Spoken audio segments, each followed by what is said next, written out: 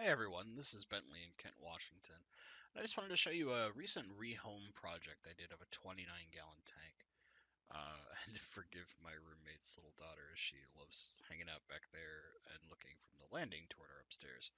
So as you can see here, it's a Planet 29 with some Harlequin raspboras, some neon tetras, and some half-black guppies that have yellow, orange, and red in their tails. Just a second ago, you saw like the big mama running around. And you can see some of the equipment in here. There's a little heater and intake, one of the Fluval internal U series. And this is the day, well, I say night of that we picked this up and got everything back up and running. Little Phoenix Planet Plus up top. And I went through and did a full rescape the next day after giving the fish a little time to calm down. Why not upset them some more? But as you can see, we've got like some bacopa, some green temple, some hairgrass, some chain sword, some java moss. There's a little bit of anubias, some crypt parva, uh, a few random plants. I removed some, like the hairgrass and some of the green temple, just because it didn't aesthetically please me, and the green temple just had trouble growing, apparently for the previous owner who's moving. Uh, so I did a pretty big rescape, kind of Dutch inspired, and we're about to swap over to that so you can see the finished product at the end of the next day. Here it is. So you can see I've got everything kind of in big chunks, pseudo Dutch style. And we'll come in. You can see all the fish clearly liking their home after the work. They didn't like it at first, but they loved it when it was all done. So here you can see all the chain swords kind of in one batch around a piece of Ceres stone. One of the Amanos running around. The Java ferns are behind that toward the heater. And then here's some Mirio plant that I brought in from another tank of some clippings. The Anubias is between that and the piece of driftwood that I used to tie that big ball of Java moss to. And you can very clearly see the string. And then right up front, there's these two really tiny runners from those Java ferns. I moved those up front just so I can monitor their growth a little more clearly and easily. Um, and you can see I got rid of that Fluval U just to open up some of the viewing space. And finally, there's the Bacopa in back and the Crypt Parva up front. You can see just how much Crypt Parva was actually in this tank. It looks amazing like that as a kind of a pseudo carpeting plant. And then the Bacopa, of course, once it grows in more, it's going to look good. This will be getting a little more fertilizer treatment than I think what it was getting its previous owner. Not to say that the previous owner didn't do a good job. This is actually a really healthy tank when I got it. And it was pretty awesome to get this for free. This the stand tank light everything just because he wanted to find a good home. Super nice dude. Um, and again, uh, I was super happy to get this just because it's got great fish with the Harlequin rasboras, the neon tetras.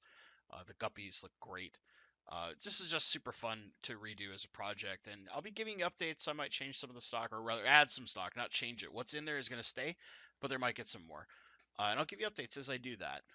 Then we're going to swap over to my little 10-gallon Bosemane Rainbow Fried tank. And this was, as you can see, cleaned up some of the green water that I had in there on purpose because I'm going to repurpose this tank. This is right before I moved all those fish, so by now that you're seeing this video, they're already moved to their new home to give them a little more room. And also, because I found what I'll call a problem, sarcastically, in my Blue Hawaiian Moscow Guppy Fry tank, which we're about to swap to. That's where these fry went to.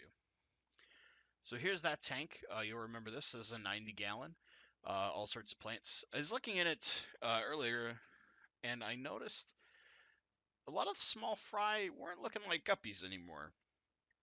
So what must have happened at some point? Because I pulled some plants on wood out of my big community rainbow tank that I'd been temp housing in there.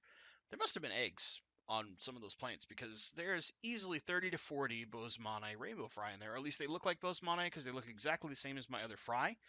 And I know for a fact those are from two specific Bosemane in my tank. So now there's, somewhere between, I would say, 50 and 70 Bosemane rainbow fry in this tank, along with my Moscow guppy fry, which I don't have a whole ton of them in there, but we're going to slowly build up a colony, and they're going to look great when they get there. So that's kind of a treat to see just this many fry having this huge 90-gallon tank to themselves. They can go all over the place and grow up.